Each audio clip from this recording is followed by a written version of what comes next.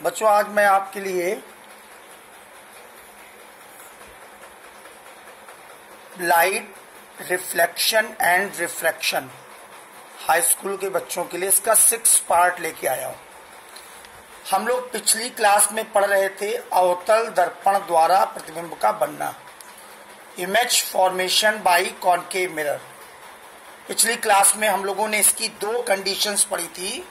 आज इस क्लास में हम तीसरी कंडीशन से बात को स्टार्ट करेंगे।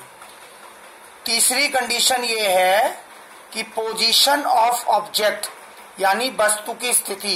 इससे पहले जो 5th यूट्यूब वीडियो था, उस 5th यूट्यूब वीडियो में हम लोग अवतल दर्पण द्वारा प्रतिबिंब बनने का नियम देख रहे थे, image formation by concave mirror. उसमें मैंने 2 तरीके आपको सिखाए थे।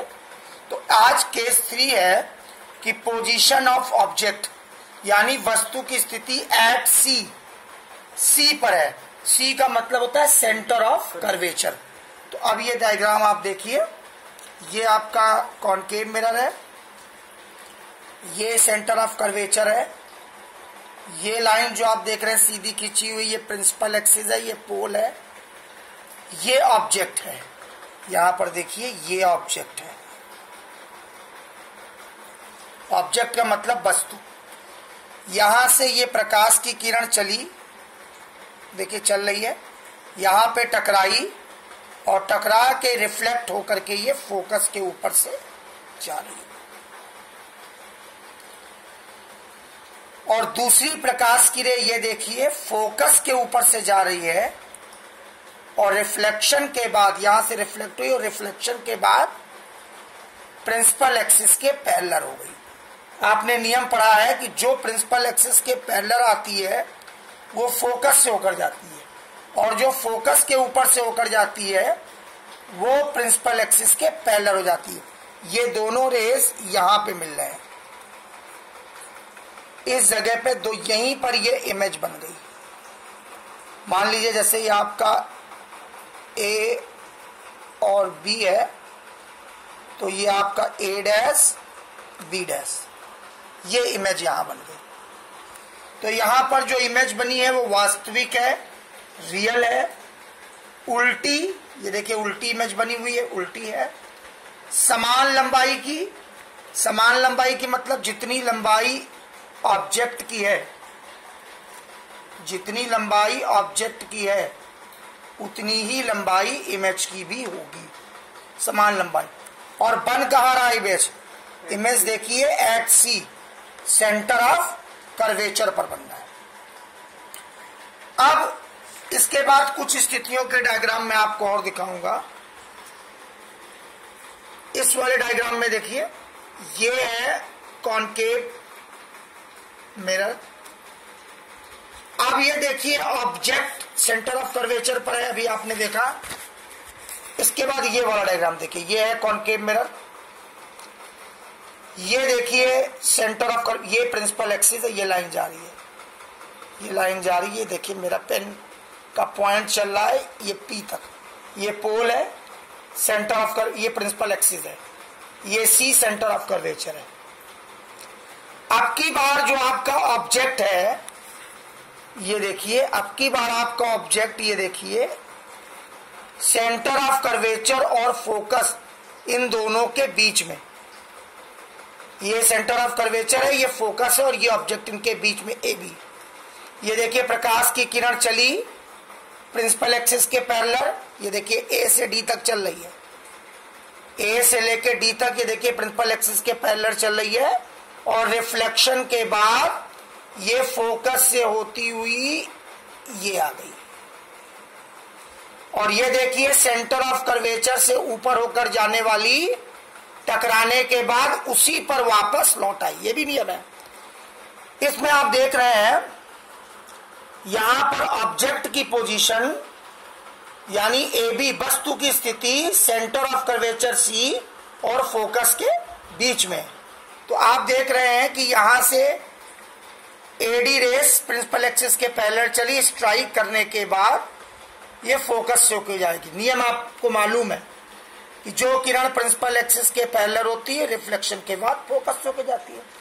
और जो सेंटर ऑफ कर्वेचर के ऊपर है उसी पर वो लौट आई। ये दोनों यहां मिल रही हैं, ये इसकी इमेज बन गई बी डैश ए डैश। यहां पर भी इमेज देखिए कैसी बन रही है, ऑब्जेक्ट छोटा है, इमेज बड़ी है, तो रियल बनेगी, इन्वर्टेड माने उल्टी बनेगी, रियल माने वास्तविक बनेगी, और ऑब्जेक्ट की उल्टी बनेगी, और कहां बनेगी, सी के पीछे अनंत पर, सी के पीछे अनंत पर, इन्फिनिटी पर बनेगी और बड़ी बनेगी। इस कंडीशन में भी आप देखिए, यहां पर ये देखिए, ये प्रिंसिपल एक्सिस है, ये पोल है, ये फोकस है। अब की बार आप देख रहे हैं ये फोकस है, अब की बार आप देख रहे हैं वस्तु फोकस पर है, वस्तु फोकस पर है। तो आप देखिए ये जो प्रिंसिपल एक्सिस के पैरेलल जा रही है एडी, ये टकरा कर फोकस के ऊपर से जाएगी। ठीक, मेरी बात समझ गए? इस डायग्राम में आप गौर से देखिएगा,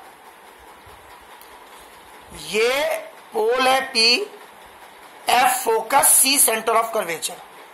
अब की बार जो ऑब्जेक्ट है वो ए बी फोकस के ऊपर है, तो आप ये देखिए जो ये प्रिंसिपल एक्सिस के पैरेलल एडी है, ये रिफ्लेक्शन के बाद फोकस से ऊपर जाएगी,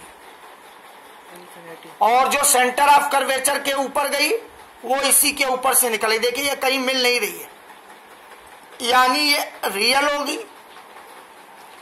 पहली बात तो रियल यानी वास्तविक होगी। एट इंफिनिटी माने अनंत पर कहीं बनेगी, और जो इमेज होगी वो ऑब्जेक्ट से बहुत बड़ी होगी। अब ये कंडीशन थोड़ी स्पेशल है, ये वाली कंडीशन थोड़ी सी स्पेशल है। इसमें देखिए ये ऑब्जेक्ट है,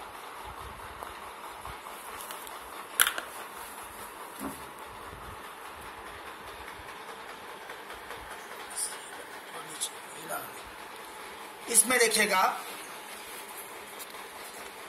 ये आपका कॉनकेव है, देख रहे हैं एम एन कॉनकेव है। अब की बार जो आपको ऑब्जेक्ट ए बी है वो फोकस और पोल के बीच में, फोकस और पोल के बीच में। तो आप देखिए जो सेंटर ऑफ कर्वेचर से गई टकरा के उसी पे आ गई, और ये देखिए ये आई यहां पे टकराई और टकरा के निकल गई। अब आप देखिए नियम आप जानते हैं, क्या जानते हैं, फोकस यहां है और ये सेंटर ऑफ कर्वेचर। अब की बार वस्तु फोकस और पोल के बीच में, तो अब जो आपकी इमेज बनेगी वो दर्पण के पीछे बनेगी, जो प्रतिबिंब बनेगा वो दर्पण के पीछे बनेगा, और दर्पण के पीछे जो प्रतिबिंब बनेगा वो आभासी होगा यानी वर्चुअल होगा, और जितना बड़ा ऑब्जेक्ट है उससे काफी बड़ा होगा। अभी तक आपने देखा सारे इन्वर्टेड थे, सारे उल्टे थे, लेकिन अब की बार जो आपकी इमेज बनेगी वो सीधी बनेगी, इरेक्ट बनेगी।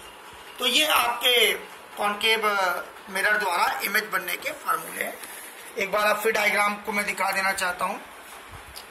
फार्मूले सब वही हैं जो प्रिंसिपल एक्सिस के पैरेलल जाएगी, रिफ्लेक्शन के बाद फोकस से होकर निकलेगी, जो सेंटर ऑफ कर्वेचर से होकर जाएगी वो उसी पर वापस लौट आएगी, और जो फोकस से होकर जाती है वो प्रिंसिपल एक्सिस के पैरेलल हो जाती है, और जो प्रिंसिपल एक्सिस से होकर जाती है वो फोकस से होकर निकलती है। इन सारे डायग्राम में इन्हीं नियमों का पालन है। अब हम लोग बात करेंगे अवतल दर्पण के बाद हम लोग बात करेंगे उत्तल दर्पण द्वारा इमेज फॉर्मेशन। तो मैं बता दूं उत्तल दर्पण के द्वारा कॉन्वेक्स मिरर के द्वारा इमेज फॉर्मेशन आपके यहाँ ज्यादा कोर्स में नहीं है। इसमें केवल आपको बता दूं जो भी बनेगा इमेज वो वर्चुअल होगी और इरेक्ट होगी। वर्चुअल इरेक्ट का मतलब उत्तल लेंस में जो भी इमेज होगी वो वर्चुअल होगी और इरेक्ट होगी। उसकी दो ही कंडीशन है बस, आभासी और सीधी। इसकी देखिए आपको स्क्रीन पर दिख रहा है, ये देखिए इन्फिनिटी पर एक ऑब्जेक्ट है, यहां से रे ऑफ लाइट चल रही है, देखिए पैरेलल आ रही है, फोकस से मिलती हुई प्रतीत हो रही है। ठीक है, इसमें भी देखिए ये यहां से चली, आप देख रहे हैं इसमें मिलती हुई प्रतीत हो रही है। तो यहां पर आप देखिए ये फोकस वाली इस पॉइंट पे और सेंटर ऑफ कर्वेचर, ये इमेज छोटी बनी है, बहुत छोटी बनी है, वेरी स्मॉल बनी है, लेकिन वर्चुअल आभासी होगी और इरेक्ट होगी। अब हम लोग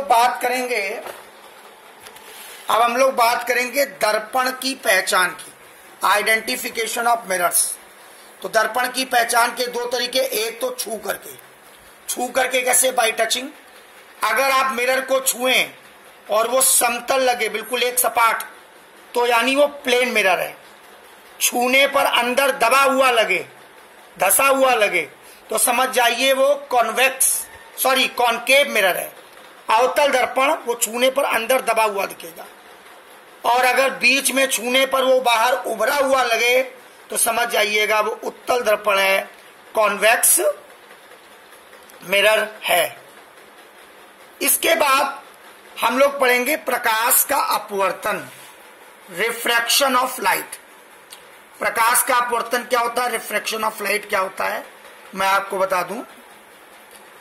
जब कोई प्रकाश की किरण, ये देखिए एक माध्यम ये है, यहां देखिएगा एक मीडियम ये है, दूसरा मीडियम ये है। ये प्रकाश की किरण इंसिडेंट रे एक माध्यम से दूसरे माध्यम में आ रही है। तो जब कोई प्रकाश की किरण एक माध्यम से दूसरे माध्यम में चले, तो ये बीच में देखिए नॉर्मल है, अविलंब है, तो वो या तो अविलंब की ओर झुक जाती है या अविलंब से दूर भाग जाती है।